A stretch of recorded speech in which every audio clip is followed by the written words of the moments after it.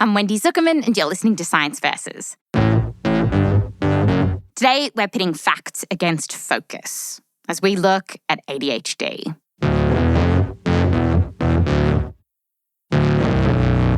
Lately, it seems like more and more people are saying, I've got ADHD. And if you're pondering your ADHD status, there are plenty of TikTok listicles out there to help you out.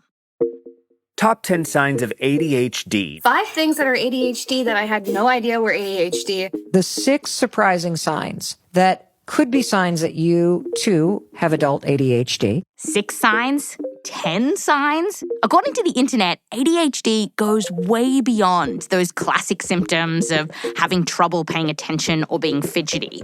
We're hearing that it includes stuff like hyperfocus. You get so engrossed that you sort of lose track of time. You might forget to eat or sleep or go to the bathroom. I have trouble regulating emotions, mood swings 24/7. Having ADHD feels like you're on an emotional roller coaster. Either everything is great or everything is absolutely terrible.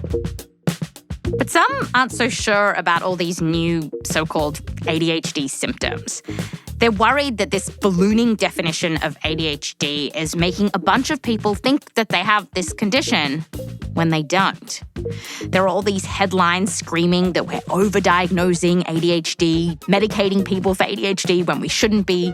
One British politician called it a fashionable disorder and said a lot of people who have it aren't actually sick at all. You hear this kind of thing a lot.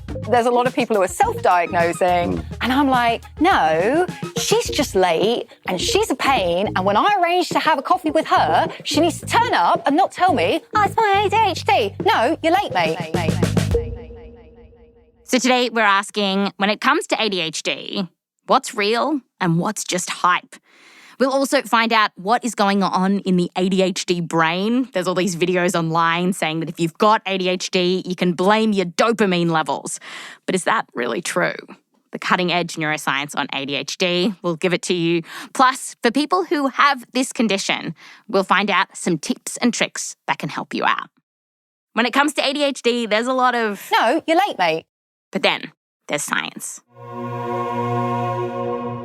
Science versus ADHD is coming up just after the break.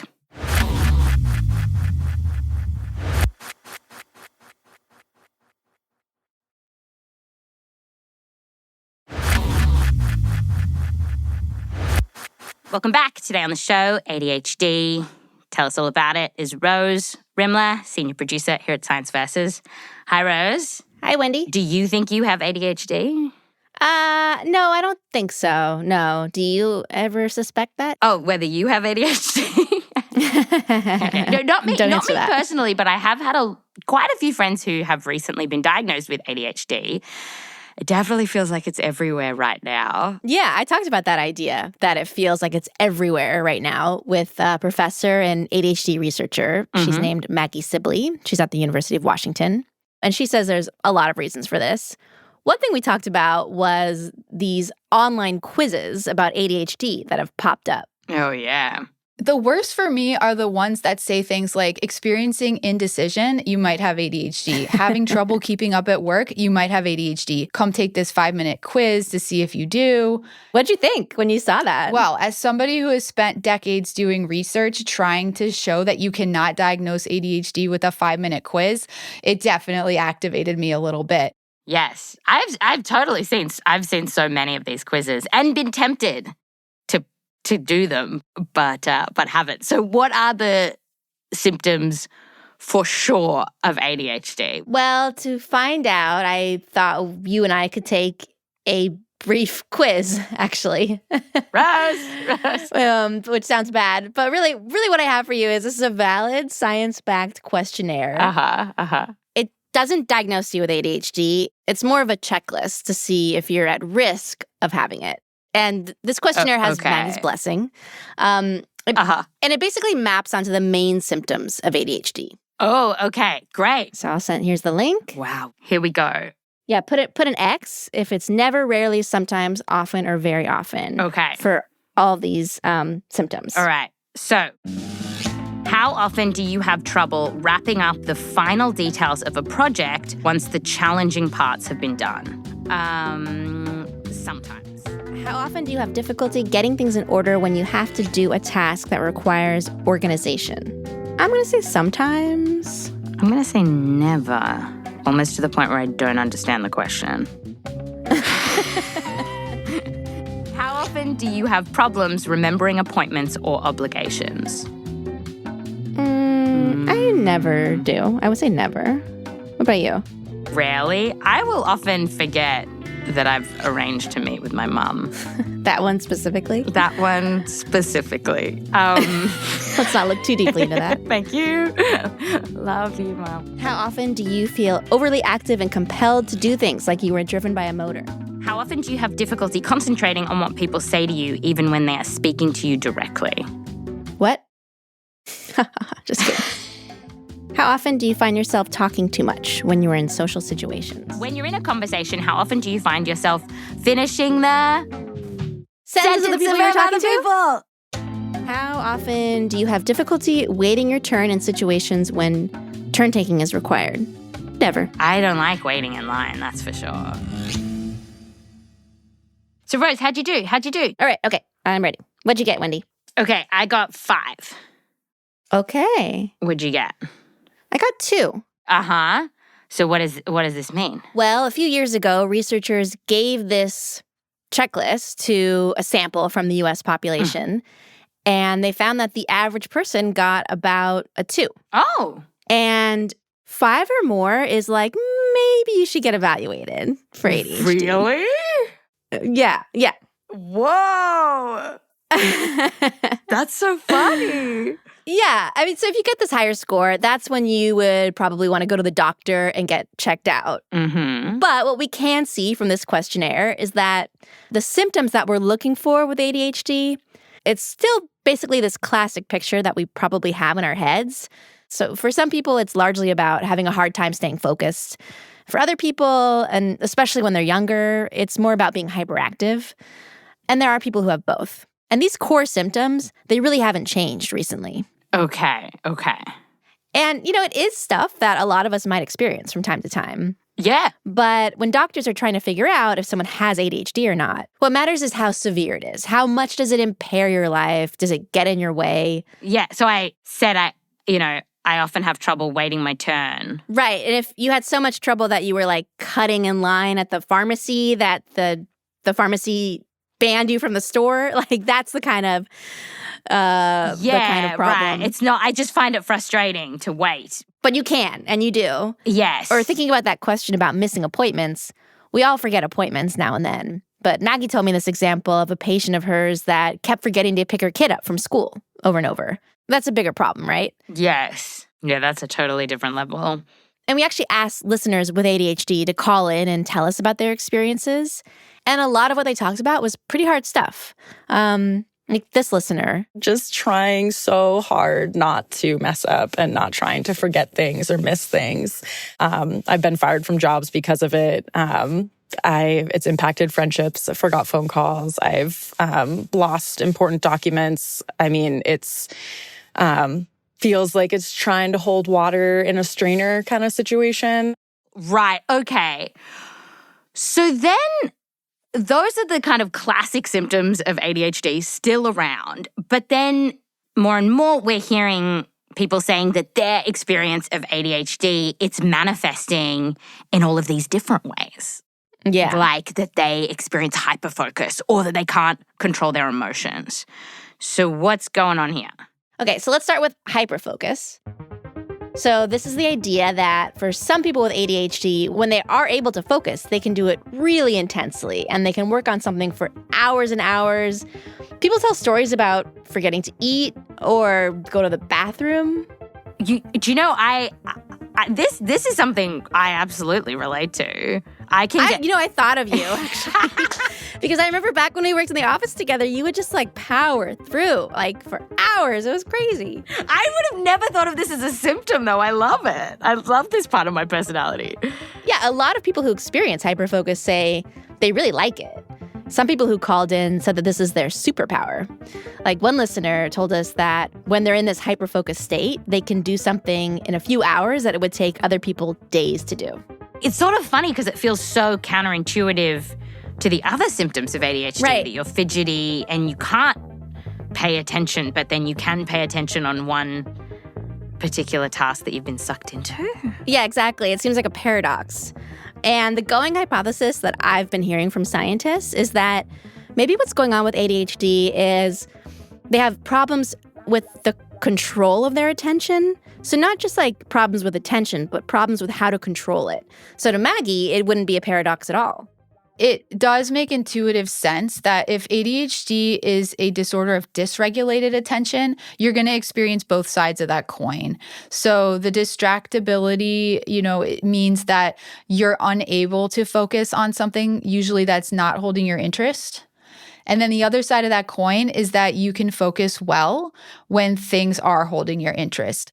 So the same thing that makes it hard for someone to stay on task might make it hard for them to move on to other things that should be now taking their attention. Like, I was saying earlier, people forget to go to the bathroom. You should be aware, like, I have a full bladder. I should go to the bathroom. Aha. Oh my God, Rose. Yeah. Oh my God. Are you having yet another Ratatouille moment? Yes. I just had this memory of when I was at uni and I was studying in the library and I really wanted to finish studying. And I peed myself. I just really wanted to finish it. And it was the upstairs library. Like you had to go down a bunch of stairs to get to the toilet. And I was like, I just really wanted to finish it. And I peed myself. Oh my God. I know. It makes me think that some people do say that hyperfocus is a problem. It's not necessarily a superpower. It can mean that you get way too focused on the wrong thing or at the wrong time. So is this really an ADHD thing? Well, it's not in the DSM, which is, the psychological Bible. It's not. Yeah, it's not part of the diagnosis of ADHD. Uh-huh. So officially no, but there has been a little bit of research on this, and it has given us some clues. We have a couple studies that have found that people who score higher on that questionnaire that we just took, they were more likely to experience hyperfocus. Right. So what do you make of it? Like, that's not the strongest evidence that this is definitely part of ADHD. No, but it really hasn't been studied very much at all. So right now it seems like it's plausible that people with ADHD experience a state of hyperfocus more often and maybe differently than people without ADHD. We just don't have a lot of research one way or the other on it. That's interesting. All right, so the next one can we look at is the emotional stuff that people were talking about, that it's like really hard to control your emotions when you have ADHD. This is something I never really associated with ADHD before. Yeah, it doesn't sound like it has anything to do with that profile we were talking about earlier, like the typical ADHD set of symptoms, which are all about, attention and focus. But a lot of people are sharing stories about being emotionally overwhelmed, dysregulated, very reactive, very sensitive. Here's one listener who called in. That Pixar Disney movie Inside Out, imagine if all the emotions took steroids. That's basically what I experience. I have extreme highs, extreme lows. I don't like to admit this, but I often freak out or just kind of have meltdowns over small things, and then I end up feeling a little dumb just because I'm like, why did I overreact so much? So is this a part of ADHD or something else? This is tricky. I looked into it. It's like it's almost in the diagnosis. The DSM does say that low frustration tolerance, irritability, and mood lability, that's basically moodiness. It says that all of those are associated with ADHD. And there is a study that found that people who scored higher on that test that we just took, they also scored higher on a test that measures emotional dysregulation, which suggests there might be some connection here. And do we know why? I talked about this with Maggie and other scientists, and they think it might be tied to impulsivity, which we know is common in people with ADHD. So we know that some people with ADHD have trouble regulating their behavior. Maybe this also applies to emotions. Like they could have a tough time regulating emotions like they have a tough time regulating behavior. So it's not the emotions themselves that are unstable, but your cognitive ability to put the brakes on the emotion, maybe? Mm-hmm. Okay, right. But some people are taking this a step further, and they're saying that people with ADHD have this particular emotional problem where they are really sensitive to criticism. Like their mood totally plummets if they feel like they're being rejected or criticized. And some doctors have even named this. They call it rejection sensitivity dysphoria. Oh. This is an idea that the internet has really caught hold of. But I looked into it. There's hardly any evidence for it. There's really just one paper, which is about 4 patients. Oh, man. And when I talk to academics about this rejection sensitivity thing or the emotional dysregulation thing, they said it might be a part of ADHD, but for some people, something different might explain what's going on. So maybe they have ADHD, but they also have another condition on top of that.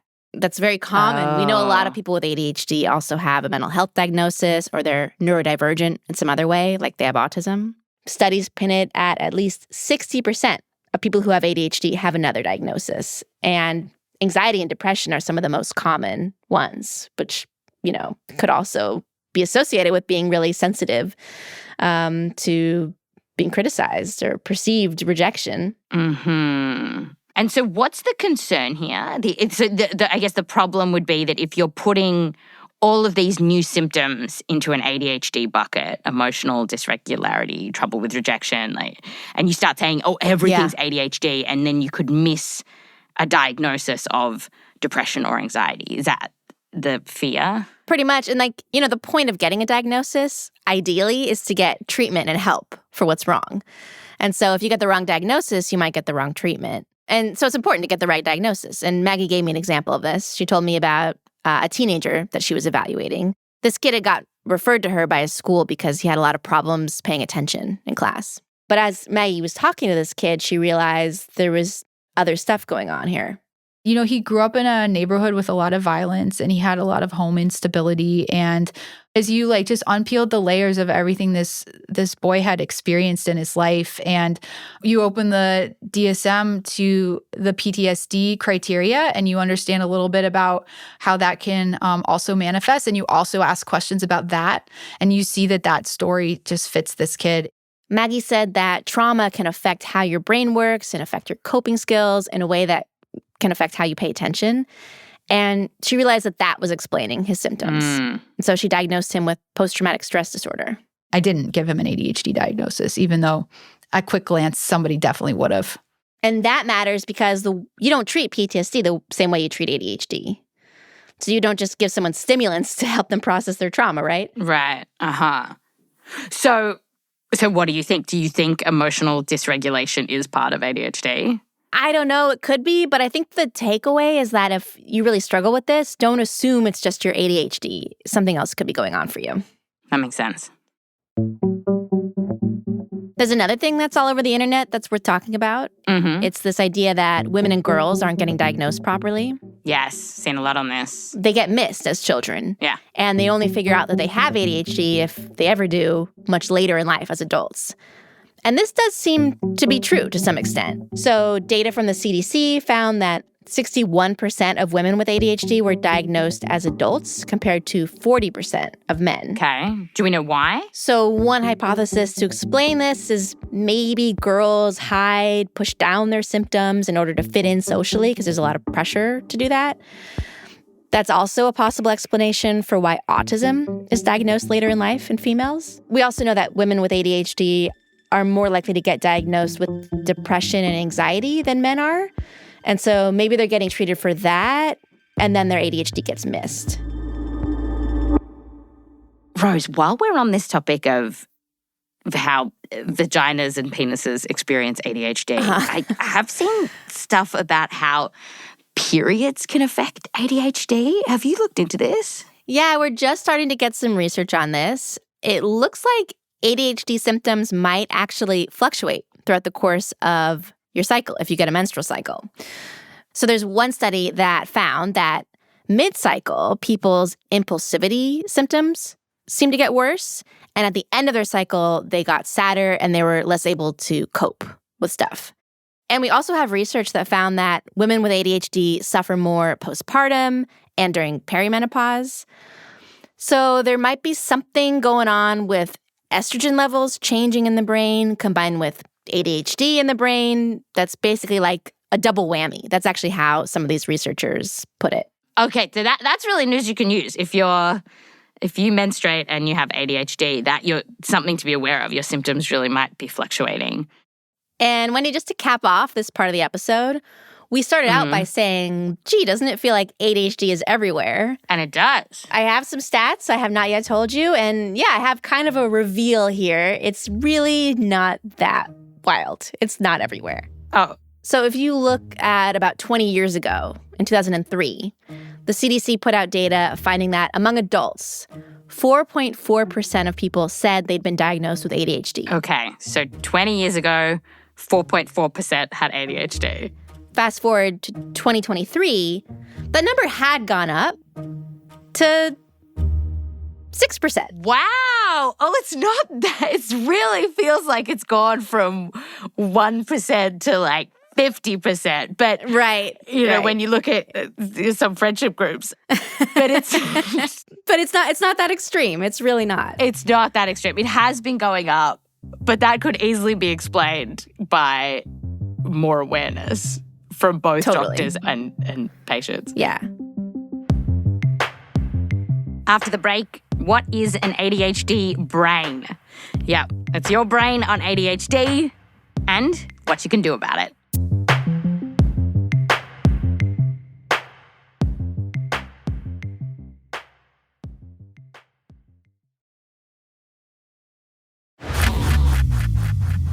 Welcome back. Today on the show, Rose is telling us all about the science of ADHD. Hey, Wendy, so I'm ready to talk to you about ADHD in the brain. Yeah, tell me about dopamine.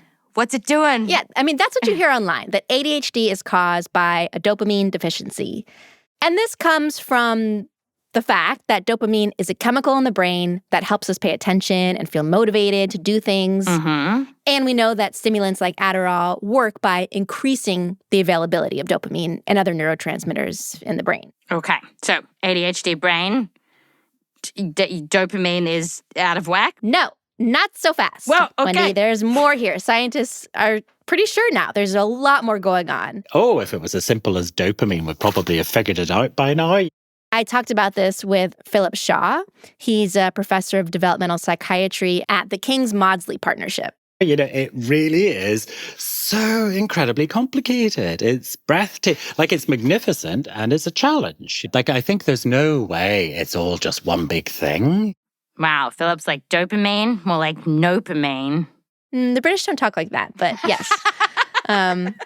Isn't he Irish? Yeah, but my point still stands. So there are other things going on in the brain that could help explain ADHD. And Philip and I talked about some of his favorite explanations. Yeah, there's two that I'm particularly taken by. Tell me about this dalliance with two other theories around the ADHD brain.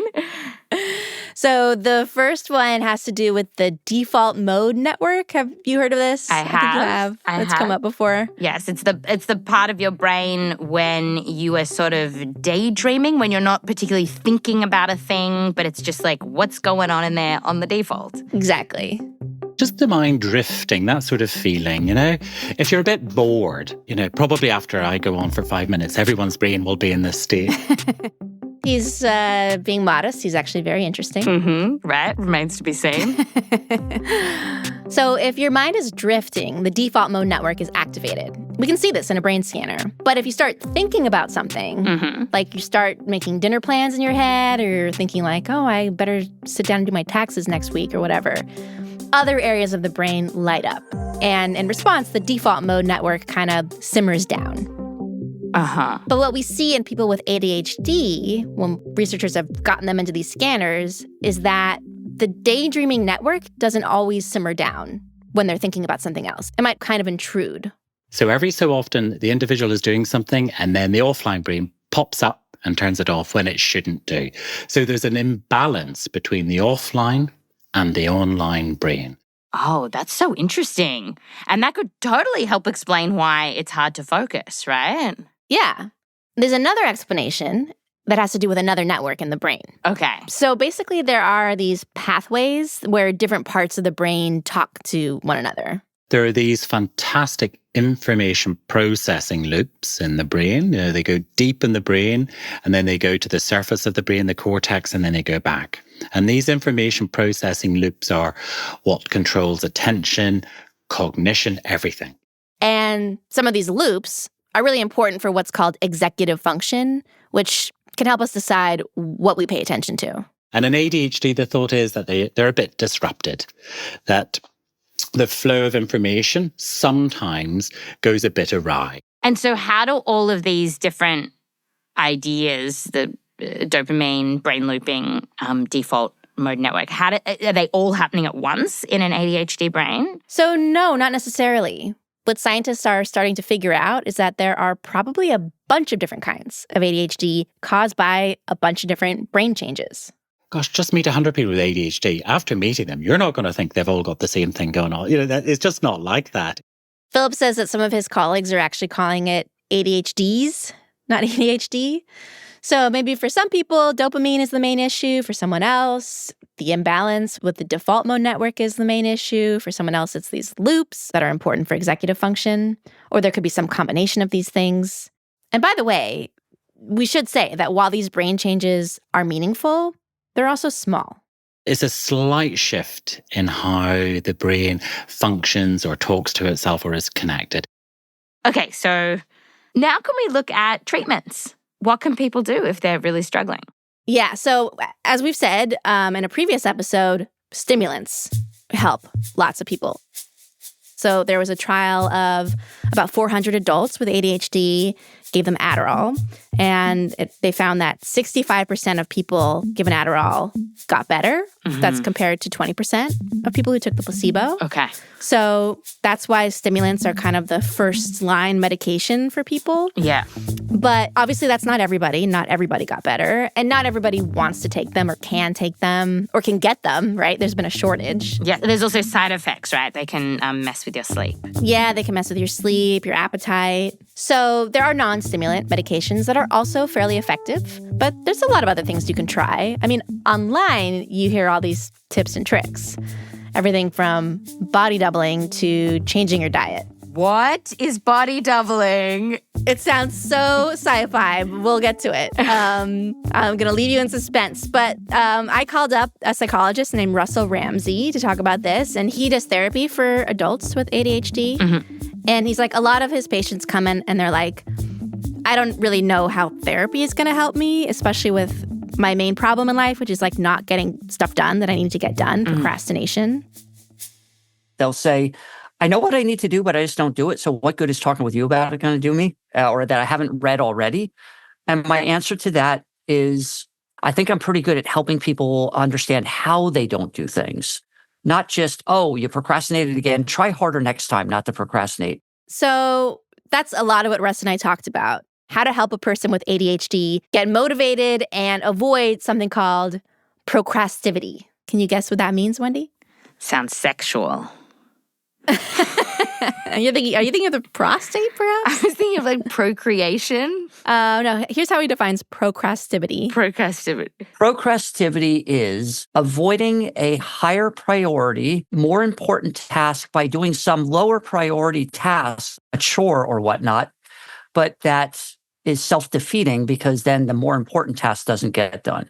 So he gave me this example. There was a patient of his who at the time was a graduate student working in a lab.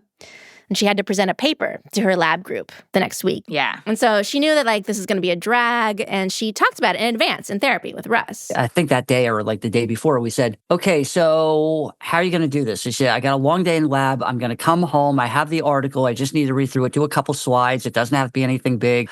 And if I do it right away when I get home, I'm good for the next day. So some time passes. She comes back for her next session. Russ follows up and he asks, so how did it go? Did you read the paper and make the presentation? And she said, you know what? I got home and I thought about doing it. But my first thought then was, I'm going to bake a cake. No! She'd been watching like cooking shows. I'm going to bake a cake. Don't do it! Read the article! She didn't read the article. She baked a cake. And then she said, and I'm diabetic. I can't eat the cake. I wanted to make it. I knew it. But it wasn't like I had a neighbor to give it to or a nephew. It's just, I wanted to do it, but it makes no sense that I did that instead of, and probably took longer doing that. Okay.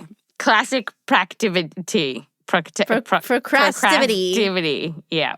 Okay. So how does Russell get his patients to read the science report? So one thing Russ has noticed is that a lot of people are opting for a task that's sort of broken into steps, like baking the cake, there's a recipe. So it's like, do this, then this, then this.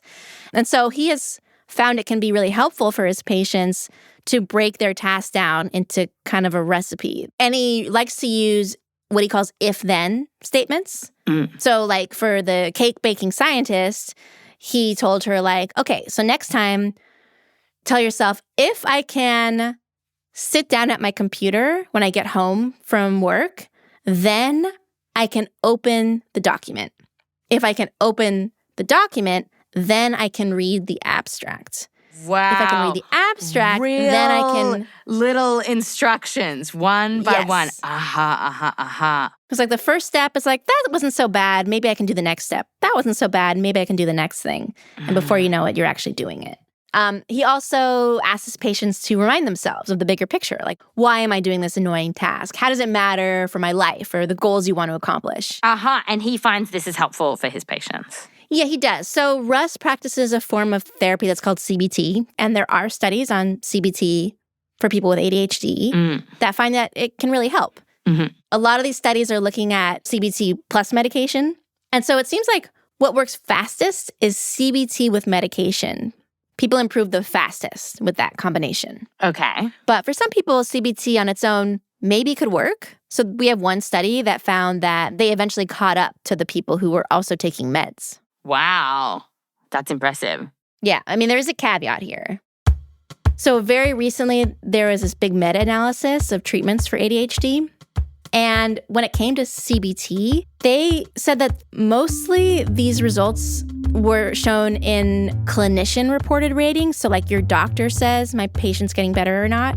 And it didn't really show up for self-reported ratings. So people were saying like, I'm not doing that much better on average, people in CBT. So like the positive results were mostly coming from the doctor saying this is working for my patient. So that's interesting. Get that cake baker into the studio. Let's ask her how she feels. I mean, maybe people are improving in their coping skills, but this doesn't show up when asked about their core symptoms. Or maybe the improvement is subtle enough that the people themselves aren't noticing it as much as like an outside observer might be noticing it. So let's just say right now you procrastinate 4 times out of 5. And if we can get that to 3 out of 5, you're still procrastinating. But if we invented a medication with those results, we're billionaires. Most people will get better. Yeah, some people not as better as they would have hoped to have been. Okay, so therapy, medication, some things that can help. What else we got? Well, I promised you I would tell you what the hell body doubling is. Oh, yeah. It sounds so weird. It just means having someone else there with you, even virtually. And so what is this person supposed to be doing? Well, they might. So let's say you are working on, you're a student, you're working on your homework. Having a friend in the room is also working on their homework. It's kind of like keeping you accountable. Okay. But Russ was like, yeah, sure. That is something I would view as credible. Now, has there been a randomized controlled design saying, hey, we tried this and not? No, but this is one of these, if you will, commonsensical that it can help anybody. Yeah, I think it's probably the basis of personal training at a gym. Oh, I should be able to walk in here and do all the machines. But if Lars over here tells me to get on the treadmill, I do. I love that you use Lars. That's such a personal trainer I don't know name. why. Yeah, it just sounds like one. It totally does. Yeah. Another thing people talk about a lot online is listening to music or white noise. And there are some studies that get people with ADHD to do a task while listening to white noise or music and find that people do better when they have this sort of noise. Oh, that's cool. All right, on to diets and supplements. People love to offer these. Yeah, so people have looked into this somewhat, mostly in kids. Stuff like taking vitamins and minerals, omega-3s, omega-6s. But it's pretty iffy. Just a couple years ago, there was a big Cochrane review that kind of just poured cold water on the omega supplements helping kids with ADHD. And I didn't find anything in adults that would convince me that there are any supplements to take or diets to try or foods to avoid or eat to improve your ADHD. Mm-hmm. So watch out for those influencers online promising the world. Seems like really right now the best supported stuff to try, medicine, therapy, those are the best tools that we have for treating ADHD. And then some of this other stuff, body doubling, listening to white noise or to music, there's not really any harm to trying that. So if it works for you, that's great. All right, Rose, we've come to the end of our ADHD episode. Yeah. Hopefully, listeners were able to focus for long enough to get to here. If you tuned out for a hot minute or two, let me sum up. Mm-hmm. All right, so when it comes to the symptoms of ADHD, while perhaps ADHD might manifest in emotional stuff or hyperfocus, we're still kind of working that out. But based on those two symptoms alone, do not be diagnosing yourself with ADHD. The main symptoms are still having difficulty focusing and also being a little bit hyperactive. Yeah. The ADHD brain is complicated. It's not just dopamine, but it is also a little bit dopamine. And if you are looking for treatments, there's no magic diet or supplement you can go on, but medication and therapy might help. Yeah. How'd I do? That sounds good. You might need a little help. You could enlist a really hot, muscular guy named Lars to work on this with you. And if you choose to do that, you have our blessing here at Science Versus. Thanks, Rose. Thanks, Wendy. And Rose. Ah, okay, I'm still here. How many citations are in this week's episode? 61 this week. 61. And if people want to see them in all of their glory, where should they go? They can click the link to the transcript, and that link is in our show notes. That's right. So if you want to read more about any of the studies that Rose told us about, just head to the show notes. Also, if you want to come say hello and let us know what you thought about this episode, we are on Instagram, science_VS. I am on TikTok at Wendy Zuckerman. Yeah, and I just wanted to call out here, like, we had so many listeners call in, leave voicemails, send us voice memos, email, comment on Instagram, and tell us about their experiences with ADHD. And I listened to every one of those voice memos and read all those comments. So even if you didn't hear yourself in the episode, it was really important for me to hear from everybody. And I thank everyone for sending all that stuff in. It was super helpful. Yeah, thank you so much. We do love hearing from you. Also, as a little thing, Emma Munger, who used to sound engineer our show, has a new album out. Did you know this, Rose? No, I didn't know that. She doesn't just score podcasts. She also makes beautiful, beautiful music. And I was listening to the album last night. It's really lovely. So you can find her on Spotify. The album is called Pattern. Her name is Emma Munger. It's Munger. It's not Munga. Because you're accent. No. No. Thanks, Rose. Thanks, Wendy.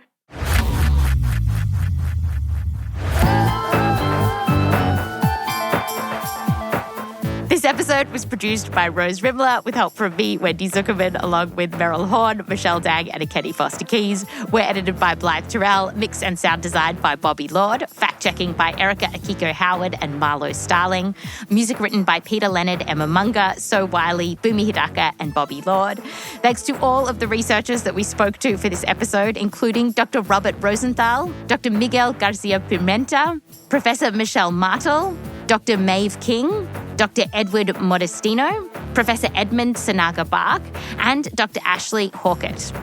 Again, a huge thanks to all of our listeners who called in and told us about your ADHD experience. Thank you. Science Versus is a Spotify Studios original. Listen to us for free on Spotify or wherever you get your podcasts. And if you want to know when new episodes come out, if you're listening on Spotify, you can follow us and tap the bell icon. I'm Wendy Zuckerman. Back to you next time.